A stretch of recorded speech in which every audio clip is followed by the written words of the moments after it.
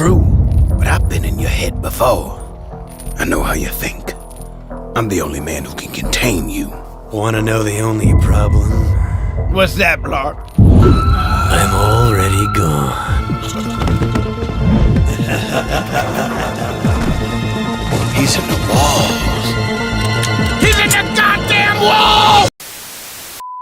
Why don't we try a little something new today? As I'm sure a lot of you are already aware, tier lists are kind of a big thing online, and especially tier lists right here on the Tier Maker website. I'm a big fan of it. I've done my own before for series, but I think, why don't I start chronicling these tier lists in video formats? And me, myself, I am a big fan of horror movies and horror in general, and I just saw Alien Romulus, so I figure it's fresh in my mind, it's fresh off the press. Let's rank the Alien movies really quick. Of course, with the full disclosure that Alien Isolation is on here, like right down here, and Alien Isolation is a video game, but this particular tier list contains Isolation, so I'll include it. I also think it's really great in the series overall, but we'll see just how great in a few moments. And of course, Alien vs. Predator is right down here. Both of them, but not the other Predator movies. I feel like the Predator movies on their own will get their own separate ranking at a later date, in which case I'll have to do these two again, but they're not going to change for me. So let's just take a quick look at our two categories. First of all, we have our S tier, the perfect life form. This is for the best of the best, but I'm sure you all know how S tier ranks work. Pride of the company, that's a pretty basic A tier. Average Marine will be our B tier for the list. And then I'm kind of going to skip C and D, but the main reason for that is it's the Alien series. And as I think we all know, there's a significant quality dip between movies. So I kind of have delicious garbage here. Consider it a D tier, but a fun D tier. These are our movies that we know are awful, but we also have a lot of fun with. The ones that are just so bad they're good. The ones that you can't help but enjoy. Oh, and then we have Repugnant for the Repugnant tier. The stuff that I actually think is garbage. So, let's just get into that. And before we start with this list, I would like to thank you all again for watching. Please remember to click like, subscribe, ring that bell if you haven't already. It helps you stay up to date on when I upload, and I am actually doing this more regularly. Yay me! And a quick little sponsor segment, I happen to be streaming with Magi RPG. We're playing a little TTRPG known as Scum and Villainy. Our actual play is on twitch.tv/Magi RPG. Please check out the Ignite Recall every Tuesday night, starting at 7 p.m. Mountain Time, or 9 p.m. Eastern for those of you on the East Coast. And with that out of the way, let's begin this tier list proper. Yo! Stop your grinning and drop your linen. Found him. I'm about to make the easiest decision that I've ever made in my life.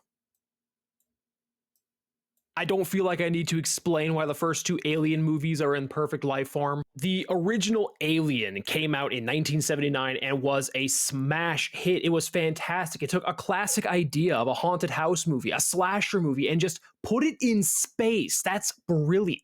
And of course, Aliens, which followed up in the 80s, is just a great mix of horror and action. Directed by James Cameron, one of his earlier movies, but absolutely phenomenal, especially with his effects work and his backgrounds. This really set the bar for what an action horror movie could be. And in terms of escalating the stakes, I think it does a lot for the lore and for the character building. Ellen Ripley is one of the best protagonists in horror ever, and these two movies are fantastic for her. Going from the reluctant hero and ultimate final girl in space, to the badass wearing a power suit and defending newts. I really can't praise these two movies enough, and I don't think I need to. We all know that they're great. So yeah, any case, easy S rank for both of them here, and we're going in chronological order, which means next we have to deal with you.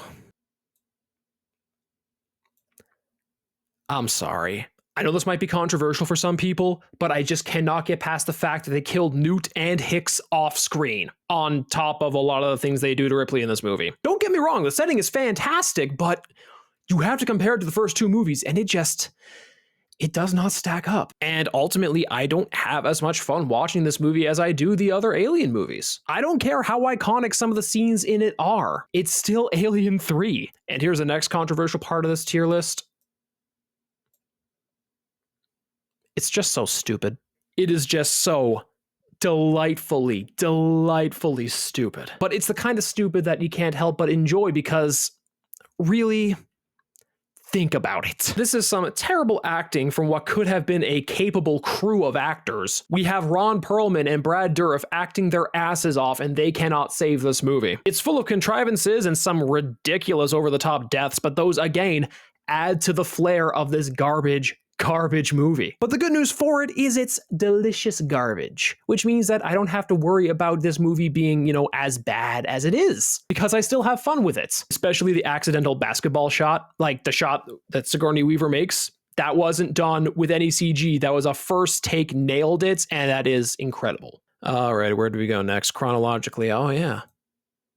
To delicious garbage we go. Anybody who does not enjoy Alien vs. Predator on a fun level is wrong, because this movie is fun. It is so much friggin' fun. Like, I cannot adore it enough. It's goofy, it's silly, but that's kind of what I want in a movie where the alien fights the Predator. This is a matchup that was built up over years in the 90s, ever since Predator 2 showed us the xenomorph skull in the mothership, and ever since the comics and the video games, especially the Capcom video game, that was amazing. It's a classic mashup, a classic creature feature, and this movie on its own, it's one of my favorites. A guilty pleasure, sure, but one of my favorites. Now let's talk about the piece of shit that followed.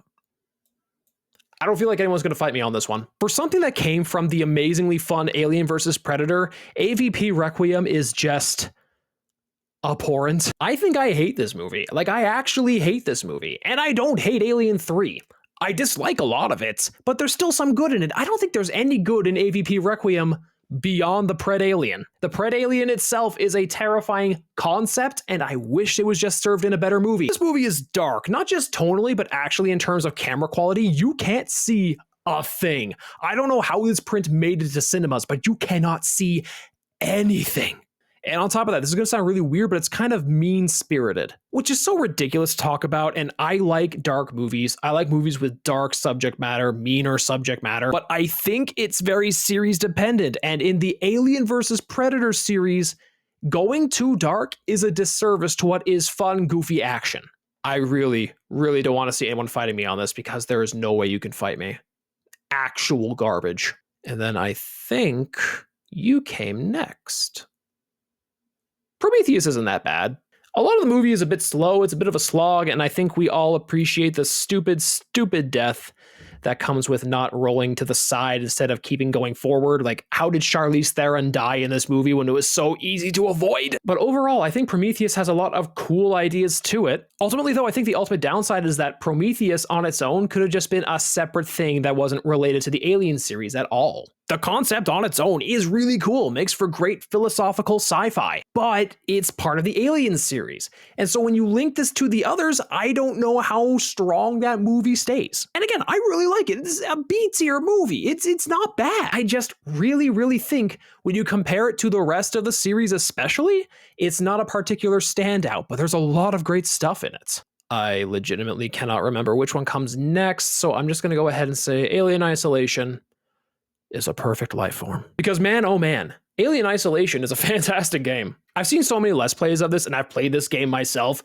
and every single time it is a blast. The AI for the alien in this game is frightening. It's got great level design, great abilities to hide and avoid and run from the alien. I just think I want more of this style. I want more video games to play like Alien Isolation. I think we need more in this series. There's so much we could do.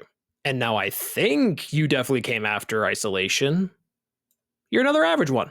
I will disclose, though, put a little pin in the fact that this is the lower end of average. I don't normally do this with tier lists where the ones on the left are better than the ones on the right, but I think in this case, in this particular tier, I think Prometheus is better than Alien Covenant. And again, I don't think Alien Covenant's particularly bad. It's certainly better than all of this, but it's also not particularly great either. And again, this isn't to the detriment of the actors. There's some good performances in here, some good deaths, some good creature effects, but it's Alien Covenant, you guys. It's just right in the middle there. Right in the middle. And of course, this brings us to the final movie in this tier list. The most recent, the one that I just saw, the one I've been racking my brain about. How do I feel about Alien Romulus? That's how I feel about it. I'm dead serious. It's not high art. It's better than Prometheus, but it's not high art. I think it's a wonderful return to form, to horror for the series when it kind of got away from that a lot. Right around Aliens, it became a lot more sci-fi, and then Alien 3 was more sci-fi, and Alien Resurrection especially was more sci-fi. Like, they're all sci-fi horror, but I think they aired more to the side of sci-fi, and that's fine. But there's just something about the bone-chilling, isolating horror of being in space with a monster like this, something that the first movie encapsulated so perfectly in that Romulus on its own does pretty well. There's a lot of great performances in Romulus. I especially love the character of Andy.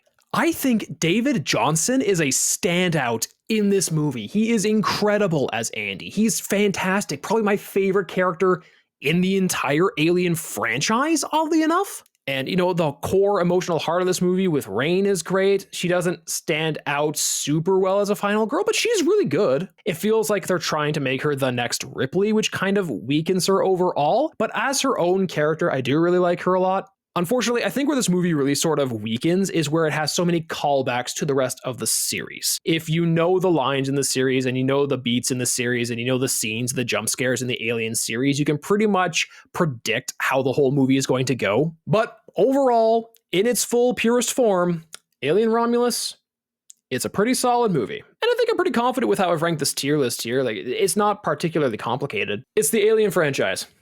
What more do you want from me? So anyways, thank you guys for tuning into this experiment. It's a bit of a shorter episode for me, but you know, I don't know how long you need this to be. It's a tier list ranking of a series where it's pretty clear cut to make decisions, you know, like it's not the hardest thing in the world. I think as I go on, I'll start taking on movies with more and more entries. I might even move away from movies in general. Maybe I'm ranking different series. Maybe in those cases, it'll get a bit longer winded. But for now, I like doing this style. I like doing tier lists, and I think this is a pretty good start to doing tier lists. But what do you guys think of these movies? How would you rank them? Let me know in the comments down below. And as always, like, share, subscribe, ring that bell icon, and please tune in next time. I have a lot more brewing. The next part of the Cryptid Iceberg is on its way. And as always, thank you all again for watching.